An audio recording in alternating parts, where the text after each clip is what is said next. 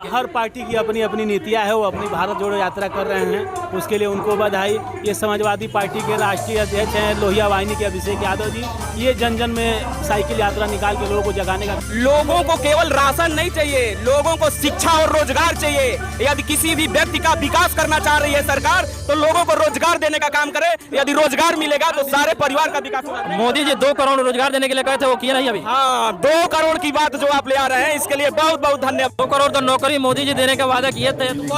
वह सारी नौकरी आप लोगों ने करीबन 9 साल 10 साल तक देख लिया। वह सारी नौकरियां बैग में पड़ी हुई हैं और आज तक किसी नौजवान को नौकरी नहीं मिला है और देने का इन्होंने काम किया। जो हिंदू और मुसलमानों को बांट के रखा था, आज संघ के लोग कहते हैं कि मुसलमान भी हमारा।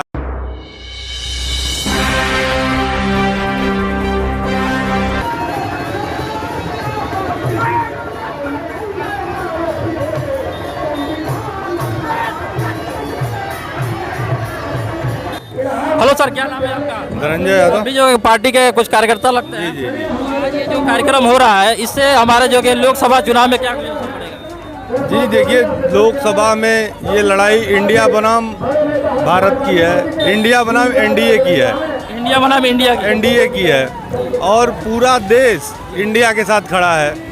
इंडिया आपको कुछ लग रहा है क्या कि इंडिया बिखर गई है? अरे पूरा इंडिया सरकार बनाने जा रही है। इंडिया सरकार। एनडी भारत और इंडिया का विवाद चल रहा है, उसी के लिए नहीं, विवाद कहाँ है भैया? फिर क्या जो है कि क्या हो गया है? विवाद तो ये लोग पैदा करते हैं। कल तक जो हिंदू और मुसलमानों को बांट के रखा था, आज संघ के लोग कहते हैं कि मुसलमान भी हमारा है। हम तो पहले से ही कहते आ रहे हैं कि ये देश हिंदू और मुसलमान दोनों का है।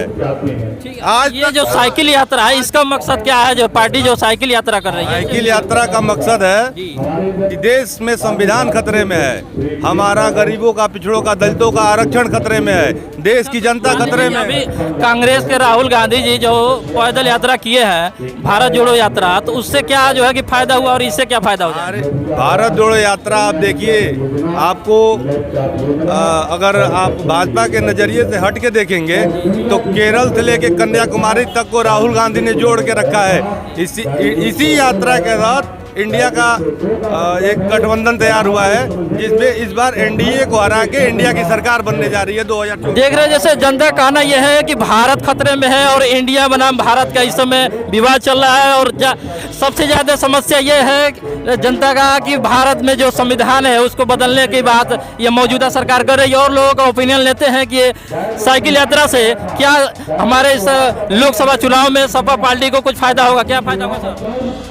पूरा देश में, पूरे प्रदेश में, देश में महंगाई का सवाल है, बेरोजगारी का सवाल है और क्या नाम है, सारे काम छीने जा चुके हैं। जो गरीब लोग हैं उनके छीने गए हैं। लेकिन तो राशन तो सबको मिल रहा है ना, 80 करोड़ जनता को राशन मिल रहा है। सरकार में क्या दिक्कत है? राशन तो कांग्रेस पार्टी भी देती थी। आज 80 करोड़ जनता को तो राशन नहीं मिलता था ना? नहीं, 80 करोड़ को मिलता था। मिलता था किसी को। लेकिन ये तो सरकार दावा कर रही है कि 80 करोड़ जनता को हम राशन देते हैं। राशन हर सरकार, जो भी सरकार आती है वो सरकार देती है। लेकिन सपा सरकार अगर आती है, गठबंधन के साथ ही आएगी, कांग्रेस से गठबंधन है, तो क्या प्रदेश को फायदा हो सकता है? क्या नया कर सकते हैं? अगर प्रदेश सरकार में अगर अखिलेश आ गए तो नौजवानों को सबसे पहले नौकरी देने का काम करेंगे, काम देने का काम करेंगे, बेरोजगारी को दूर करेंगे। और 2 करोड़ तो नौकरी मोदी जी देने का वादा किए थे। वह सारी नौकरी आप लोगों ने करीबन 9 साल 10 साल तक देख लिया। वह सारी नौकरियां बैग में पड़ी हुई हैं और आज तक किसी नौजवान को नौकरी नहीं मिला है और न देने का इन्होंने काम किया। मैं इस सरकार को, मैं वादा, इनके घोषणा पत्र में इनके वादा किया है कि हम प्रदेश की जनता को मैं काम देने का काम करूंगा, नौकरी देने का काम करूंगा, इनको रोजगार देने का काम करूंगा। इन तमाम वादों के साथ अखिलेश सरकार इस प्रदेश में आने जा रही है। तो देखिए, आप लोग देखें कि इस बार प्रदेश में अखिलेश जी आ रहे हैं और जनता का ओपिनियन यह है कि जो हमारा देश है वो बेरोजगारी में झेल रहा है। उसके बाद से जो भी नौकरी है वो बैंक में पड़ा हुआ है। और कुछ युवा नेता है हम लोग के पास और उन लोगों से कुछ सवाल जानते हैं। अच्छा सर, आपका नाम क्या है? आशीष कमला, प्रदेश प्रमुख महासचिव। विजेंद्र यादव बागी। साइकिल यात्रा में आप लोग भी हैं? देखिए, हम लोग समाजवादी सांस्कृतिक प्रकोष्ठ के पदाधिकारी हैं। हम लोग साइकिल यात्रा का स्वागत करने के लिए यहाँ पर खड़े हुए हैं। साइकिल यात्रा ये क्यों किया जा रहा है? ये साइकिल यात्रा उत्तर प्रदेश के सभी जिलों में चलाई जा रही है और दिल्ली पर इसका समापन होगा। देश बचाओ देश बनाओ साइकिल यात्रा का मुख्य उद्देश्य है जातीय जनगणना, संविधान बचाना, लोगों के बीच में जागरूकता फैलाना और समाजवादी पार्टी और इंडिया के गठबंधन के पक्ष में वोट करने के लिए। तो मान लीजिए कि अभी कांग्रेस से गठबंधन है सपा का, और सपा अभी भारत जोड़ो यात्रा में पैदल यात्रा किया तो उससे फायदा नहीं हुआ जो अभी साइकिल यात्रा करना पड़ रहा है। देखिए, हमारा गठबंधन है, हर पार्टी अपने तरीके से लोगों को लुभाने का प्रयास कर रही है। हम अपना जन संदेश अपने माध्यम से देंगे। हमारा चुनाव निशान साइकिल है। हमने हमेशा समाजवादी जन संदेश साइकिल चला करके क्रांति लाया है और साइकिल यात्रा के माध्यम से हम लोगों के बीच में जन जागरूकता अभियान फैलाने का काम कर रहे हैं। तो ये मान लीजिए सरकार अगर बदल दिया जाता है इस बार तो क्या फायदा होगा लोगों को, जनता को? देखिए, जनता अपने हक की लड़ाई के लिए आवाज उठाती है, लेकिन इस बात समय दावा करती है कि मैं 80 करोड़ जनता को राशन देता हूं, उसके बाद से तमाम रोड तमाम विकास हो ही रहा है, तो फिर क्या समस्या हो गई है? आप धरातल पे आकर के देखिए क्या विकास हो रहा है। आप खड़े हो, पीछे अपने देखो गड्ढे में कैसे पानी भरा हुआ है। ये सड़क है, आप धरातल पे आप रिपोर्टिंग कर रहे हो, आप सही देखिए सड़क भी एक बार दिखा दिया रिपोर्टर साहब। देखिए सड़क है यहाँ पे, और ये राम जानकी मार्ग से बहुत प्रसिद्ध है, और ये जो हिंदू धर्म का जो चोला पहन गया है, आज सरकार अपना वोट बना रही है, वो राम के नाम पर जो वोट बना रही है वो राम जानकी मार्ग है। कहा जाता है कि ये अयोध्या से लेकर के जनकपुर जाता है रोड, और इसकी दशा इतना खराब है जब भी बारिश होता है तो समस्या हो जाता है आम जनता को और राहियों को। इसलिए जो जनता है वो परेशान है इस सरकार से, और भी हम आप लोग को दिखाते हैं और जनता का राय लेते हैं। आप लोग लाइन पे बने रहिए, आते रहिए। आप इधर दिखाएंगे, तमाम जनता ये कार्यक्रम को देख रही है। इधर भी कुछ लोग हैं जिनसे हम जानना चाहेंगे। आप लोग आए हैं ये साइकिल यात्रा देखने के लिए सर? मैल में हम लोग देवराव आश्रम मैल। ये जो साइकिल यात्रा आ रही है सपा के द्वारा, तो इससे जो है क्या मकसद से आ रही है? लोकसभा चुनाव को देखते हुए कि या लोगों को जागरूक करने के लिए? ऐसा नहीं है, लोकसभा के चुनाव से हम लोग का कोई लेना देना नहीं है। हम लोग का मुख्य उद्देश्य है, जैसे समाज में जिस प्रकार की कमी हो रही है, आज समाज के पास ये अधिकार नहीं रह गया है कि समाज का कोई भी व्यक्ति खड़ा होकर रोड और चौराहे पे बोल पाए। और आज प्रशासन को इतना दबाव में रखा जा रहा है, पत्रकार लोगों को पूरी पत्रकार को खरीद लिया गया है, और जितनी प्रशासन के लोग हैं, प्रशासन का लोगों का इतना जनता के ऊपर दबाव है कि जनता अपनी बात को ठीक से रख नहीं पा रही है, अपनी मांग नहीं कर पा रही है। और पहले जब हम लोग इस समाजवादी पार्टी का सरकार था तो हम लोग का मुखिया अखिलेश यादव जी जब थे तो कोई भी अपनी बात को रख पाता था। आज महंगाई की बात देखा जाए, जो सिलेंडर पहले 400 रुपए का मिलता था वो सिलेंडर 1000 और 1100 रुपए में मिलने का काम हुआ।